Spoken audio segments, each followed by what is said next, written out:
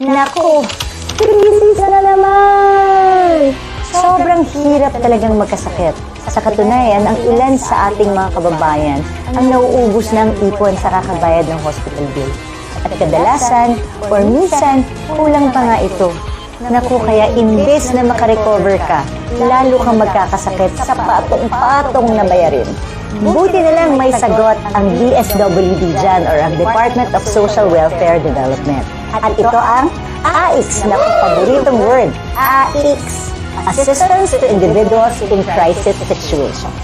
Layunin ng AICS na bigyan ng ayuda ang ating mga kababayan na nakakaranas ng krisis sa kanilang buhay. At ang unang-una na dyan, pag merong nauospital sa ating pamilya.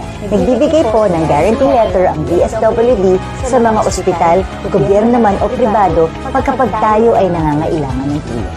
At alam niyo ba, kapag kumpleto ang inyong requirements, kahit one day, kayang i-process ng DSWD yan.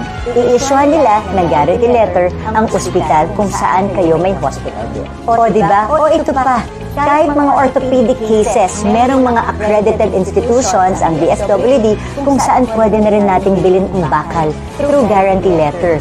Ganyan kaganda ang proyekto ng AICS na to. At pati pambili ng gamot, meron na ring financial assistance dyan ang DSWD. Napakasakit talagang mawala ng mahal sa buhay. Kaya kung kayo po ay nasa ganitong sitwasyon, tanggapin niyo po ang aking taus-pusong pakikiramay sa inyong buong pamilya.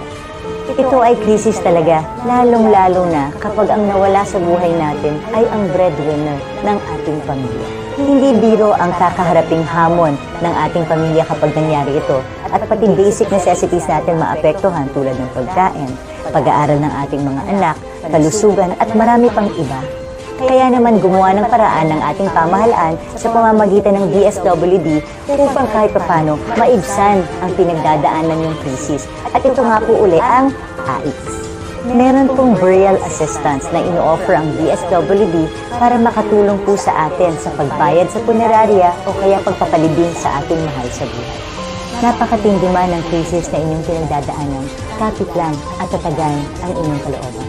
Muli, sharing is caring. Please share this video para naman makatulong din po kayo sa mga nangangailangan ng ganitong impormasyon. Na-experience nyo na bang ma-hold up? Naku, huwag naman sana, pero marami akong nakakasalamuha na nabiktima ng mga masasamang loob na imbis na humanap ng matinong trabaho, ay pinagdidiskitahan ang mga kawawa at walang kalaban-laban, lalo na ang mga estudyante, bata, mga nanay at mga nakakatanda. Sa isang iglap, ubos ng mga kawatan ang sana pangbayad sa palengke, pang-tuition, pangbili ng gamot, pangbayad sa mga gastusin sa bahay, at marami pang iba. Pero alam niyo ba na maaari ring tulungan ng DSWD AICS program ang mga nabiktima ng hold up? Kailangan lang kumpleto ang dokumento at report na nagpapatunay na kayo ay nabiktima ng hold upper. Sa araw-araw nating paghahanap buhay, pag-ibayuhin ang ating pag-iingat.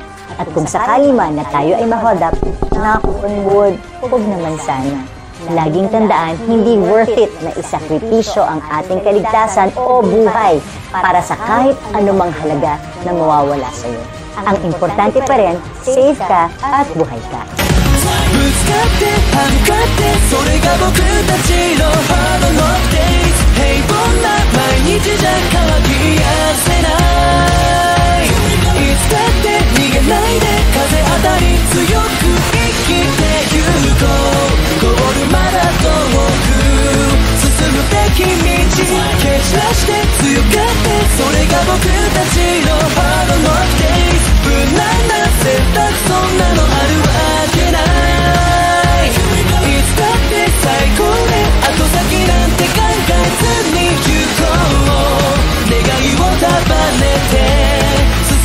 Keep